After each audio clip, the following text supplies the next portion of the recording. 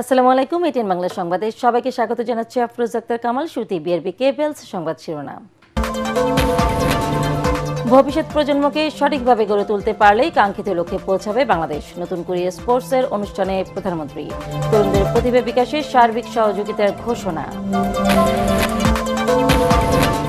শাপলা চত্বরে হেফাজতের সমাবেশে হত্যাযজ্ঞের অভিযোগ আমলে নিল ট্রাইব্যুনাল। শেখ হাসিনার সাবেক সেনা প্রধান জেনারেল আজিজ সহ পলাতকদের বিরুদ্ধে গ্রেফতারি পরোয়ানা। টানা কয়েকদিনের গ্যাস সংকটে নাকাল রাজধানীবাসী। শিল্প কারখানায় উৎপাদন ব্যাহত। আগামী সপ্তাহ থেকে পরিস্থিতি স্বাভাবিক হতে শুরু করবে জ্বালানি প্রতিমন্ত্রী। 3 শর্তে লাইসেন্স ফিরে পেল মগবাজারের আদ্দিন হাসপাতাল। আজ থেকে শুরু কার্যক্রম। সরকারের প্রতি কৃতজ্ঞতা প্রকাশ কর্তৃপক্ষের।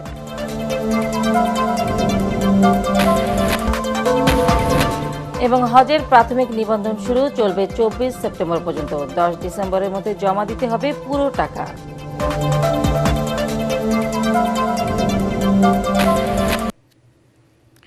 শুনছিলেন বিআরবি কেবলস সংবাদ শিরোনাম। এবার বিস্তারিত।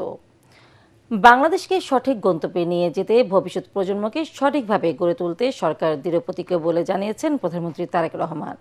রাজধানীর আর্মি স্টেডিয়ামে নতুন করে স্পোর্টসের সমাপনী অনুষ্ঠানে তিনি বলেন, কিশোর তরুণরাই দেশের ভবিষ্যৎ। তাদের প্রতিভা বিকাশে সর্বোচ্চ সহযোগিতা করবে সরকার। বিস্তারিত জানাচ্ছেন কামরুজ্জামান রাজীব।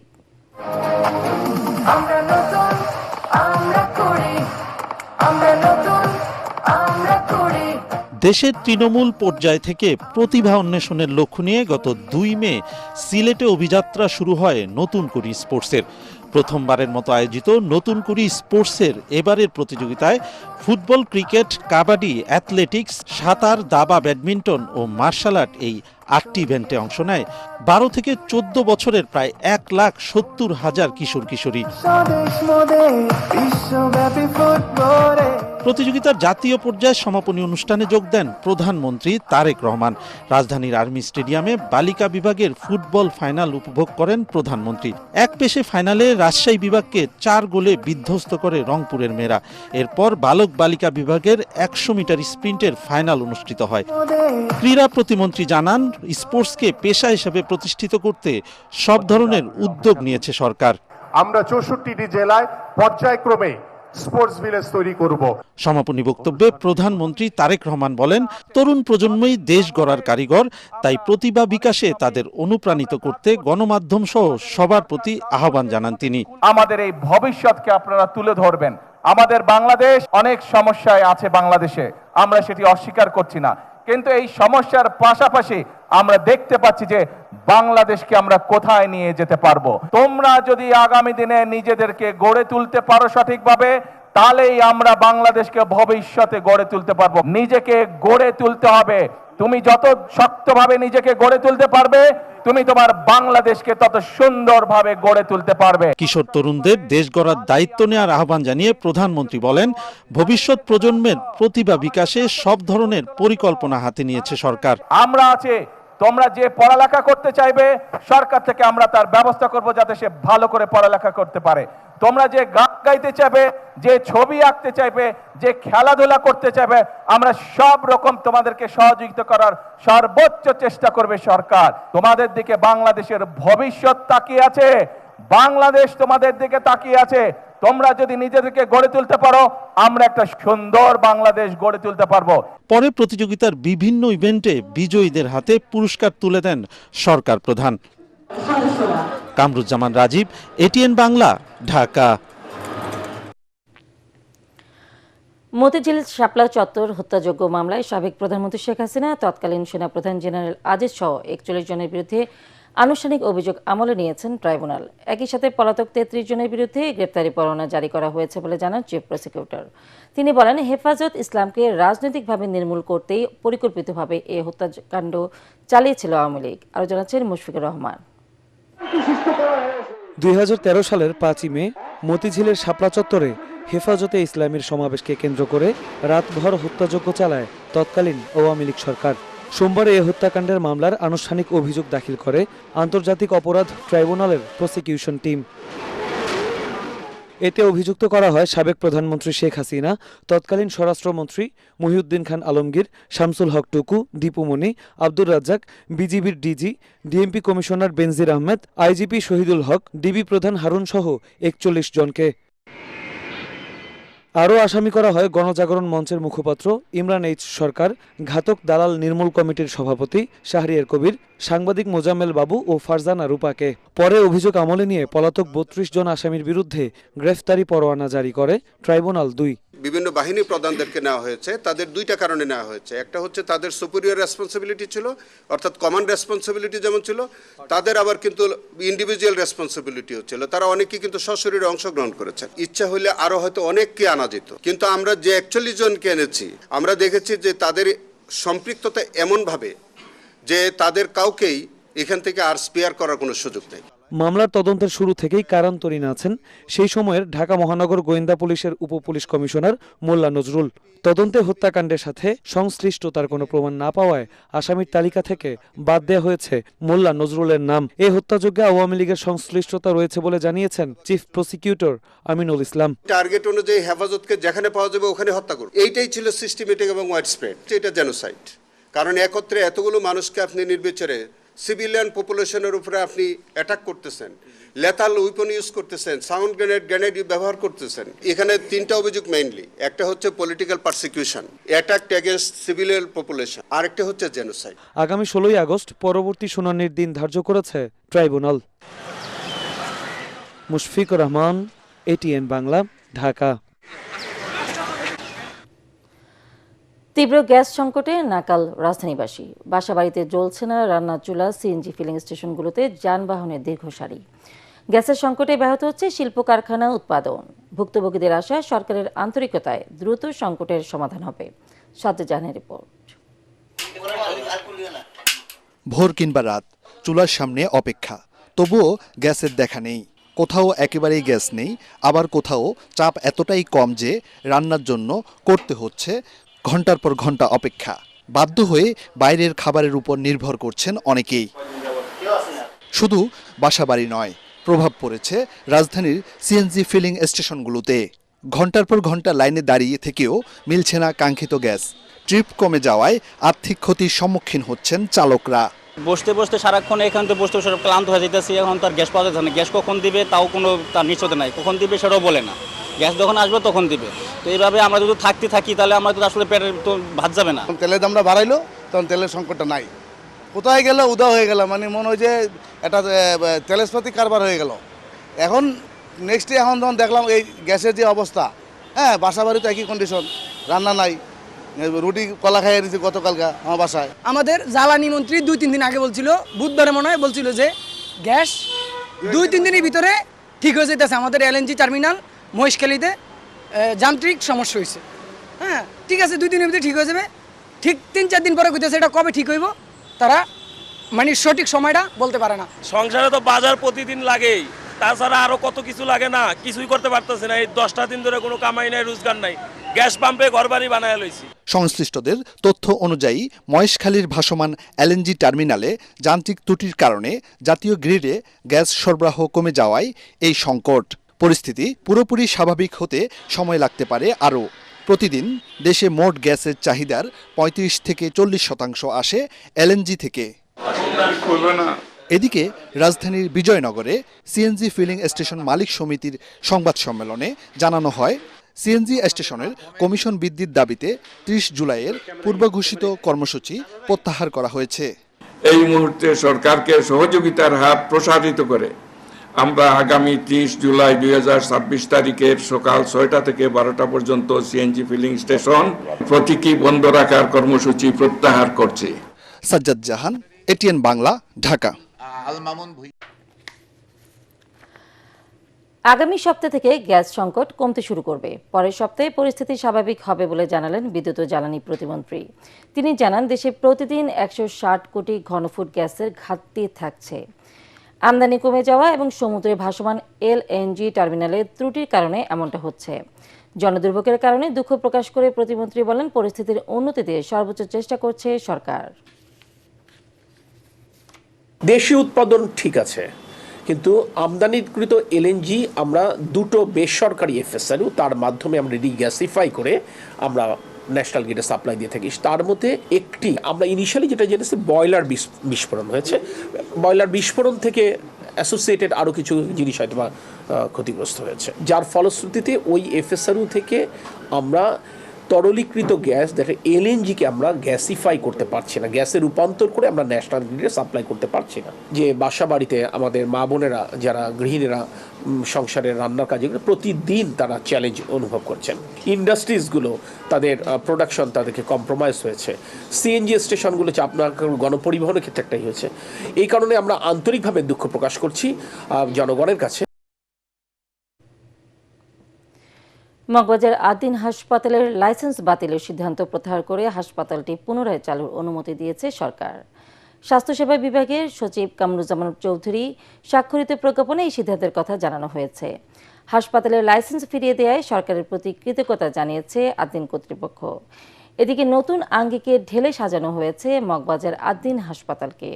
পোস্ট অপারেটিভ সহ সব ওয়ার্ডে নিশ্চিত করা হয়েছে ভেন্টিলেশন। আদিন হাসপাতাল ও নার্সিং সমূহের মহাপরিচালক অধ্যাপক ডাক্তার নাহিদ ইয়াসমিন জানান, সরকারি নির্দেশনা অনুযায়ী সব ধরনের সংস্কার কাজ করা হয়েছে। স্বল্প খরচে মানসম্মত চিকিৎসা সেবা কার্যক্রম অব্যাহত রাখার প্রতিশ্রুতিও পূর্ণ ব্যক্ত করেন তিনি। আজ থেকে শুরু হচ্ছে চিকিৎসা কার্যক্রম। মিজান শাহজাহানের রিপোর্ট।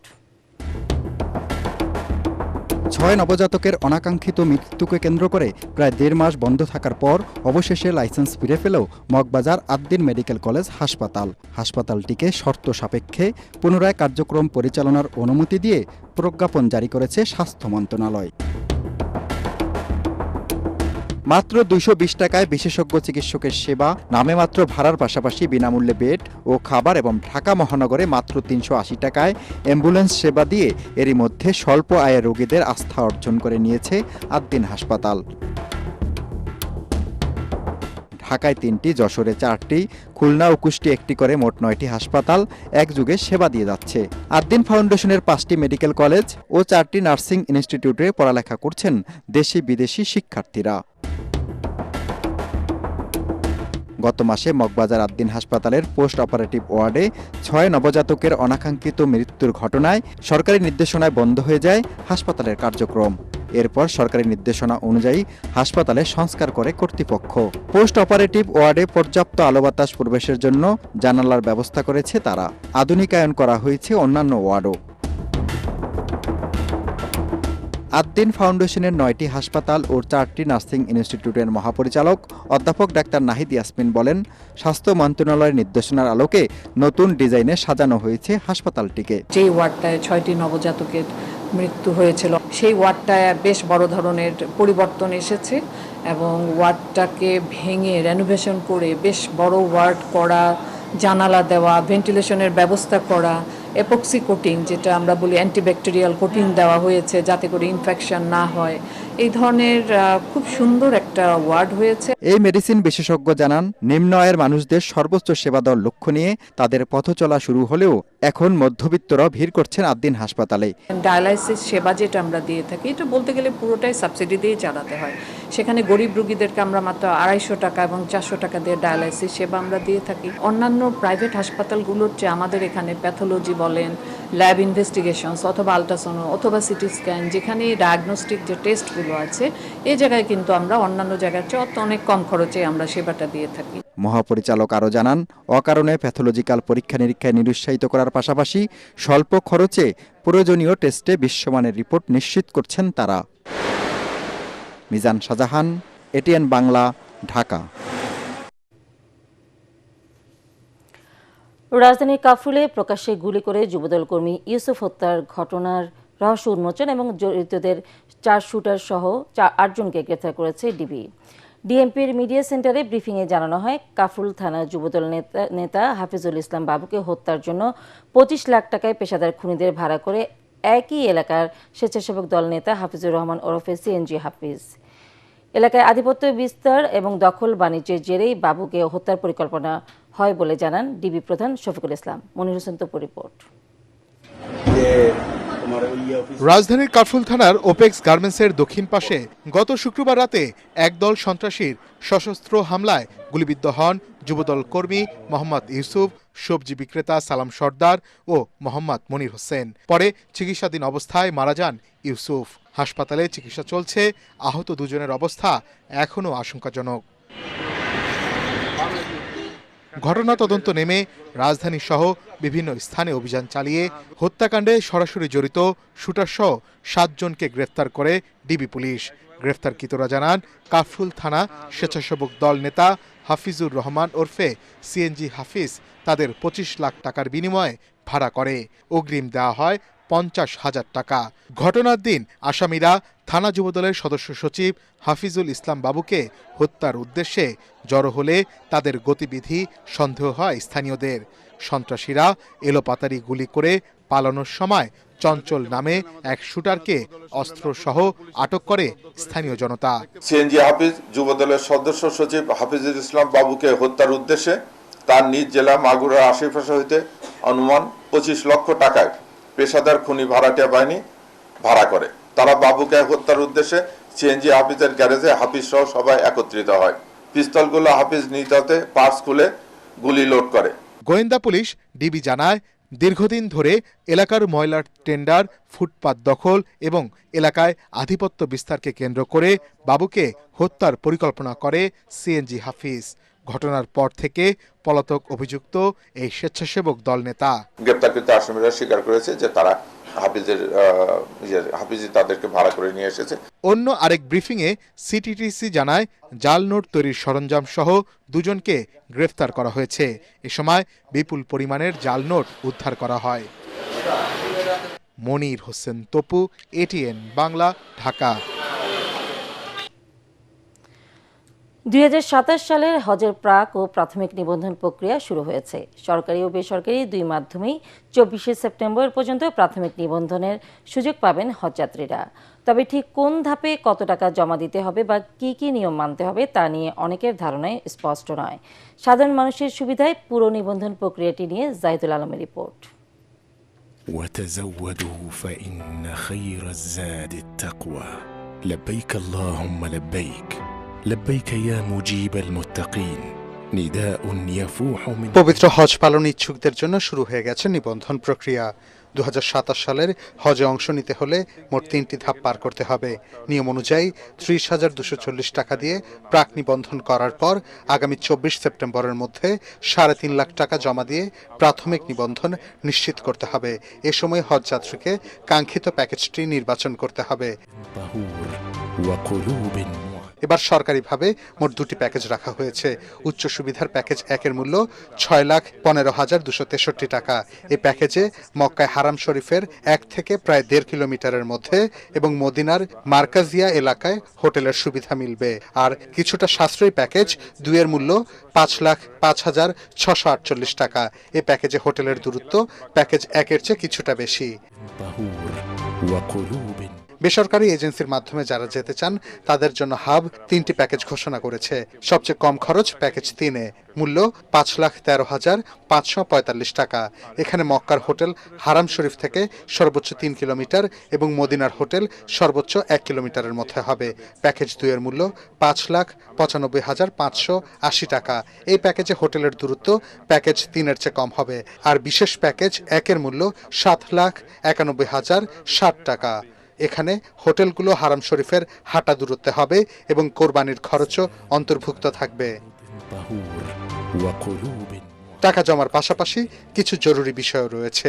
এর মধ্যে রয়েছে পাসপোর্টের মেয়াদ অবশ্যই 2027 সালের 31 ডিসেম্বর পর্যন্ত থাকতে হবে।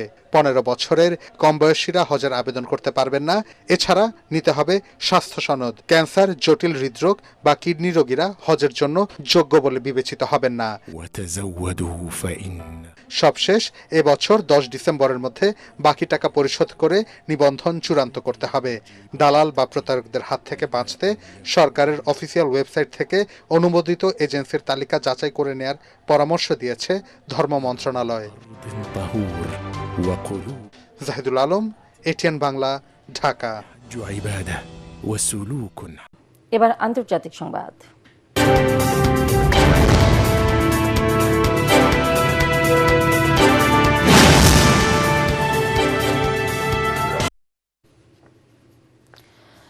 যুক্তরাষ্ট্র ইরানে হামলা আপাতত স্থগিত রাখলেও যুদ্ধের উত্তেজনা নতুন এলাকায় ছড়িয়ে পড়ছে। ইয়েমেনের হুতিরা লোহিত সাগর উপকূলে সৌদি আরবের তেল স্থাপনায় হামলা চালিয়েছে। অন্যদিকে কাস্পিয়ান সাগরে নিজেদের একটি বাণিজ্যিক জাহাজে ইউক্রেন হামলা চালিয়েছে বলে অভিযোগ করেছে ইরান। ফলে মধ্যপ্রাচ্যেও সংঘাত নতুন মাত্রা পেয়েছে। রয়টার্সের বিশেষ প্রতিবেদনে বলা হয়েছে, টানা 13 রাত হামলার পর গত শনিবার ইরানে নতুন করে হামলা চালায়নি যুক্তরাষ্ট্র। মার্কিন সামরিক বাহিনী জানিয়েছে ইরানের বিরুদ্ধে তাদের নৌ অবরোধ এখনও পুরোপুরি বহাল রয়েছে। তবে কেন হঠাৎ হামলা বন্ধ রাখা হয়েছে সেই বিষয়ে কোনো ব্যাখ্যা দেওয়া হয়নি। নিউ ইয়র্ক টাইমসের খবরে বলা হয়, আপাতত ইরানে হামলা আরও বাড়ানোর পরিকল্পনা থেকে সরে এসেছেন ট্রাম্প। এবার খেলার খবর।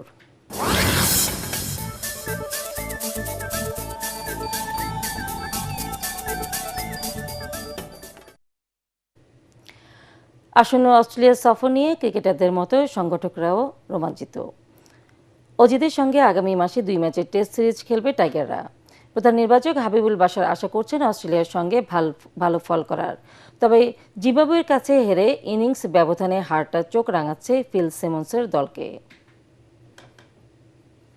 ইনজুরি কনসার্ন তো থাকে, ইনজুরি হলে তো আসলে আপনার কিছু করার নেই। সেটা নিয়ে আপনার আসলে আমি বেশি চিন্তা এখন আর করতে চাই না, যেহেতু আমরা টিমটা দিয়ে দিয়েছি আমাদের বেস্ট পসিবল সাইড যারা অ্যাভেলেবেল আছেন তাদেরকে নিয়ে, এবং আমি আশাবাদী এই দলটা নিয়েই আমরা আশা করি অস্ট্রেলিয়াতে ভালো খেলতে পারবো। শেষ করার আগে বিআরবি কেবলস সংবাদ শিরোনাম আরেকবার। ভবিষ্যৎ প্রজন্মকে সঠিকভাবে গড়ে তুলতে পারলেই কাঙ্ক্ষিত লক্ষ্যে পৌঁছাবে বাংলাদেশ। নতুন করে স্পোর্টসের অনুষ্ঠানে প্রধানমন্ত্রী। তরুণদের প্রতিভা বিকাশে সার্বিক সহযোগিতার ঘোষণা।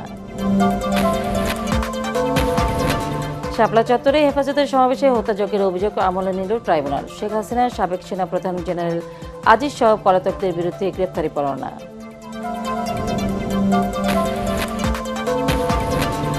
টানা কয়েকদিনে গ্যাস সংকটে নাকাল রাজধানীবাসী। শিল্প কারখানায় উৎপাদন ব্যাহত। আগামী সপ্তাহ থেকে পরিস্থিতি স্বাভাবিক হতে শুরু করবে জ্বালানি প্রতিমন্ত্রী।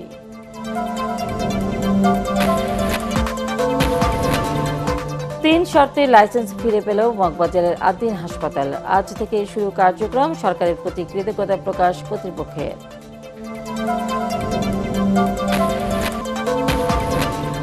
এবং হজের প্রাথমিক নিবন্ধন শুরু, চলবে 24 সেপ্টেম্বর পর্যন্ত। 10 ডিসেম্বরের মধ্যে জমা দিতে হবে পুরো টাকা।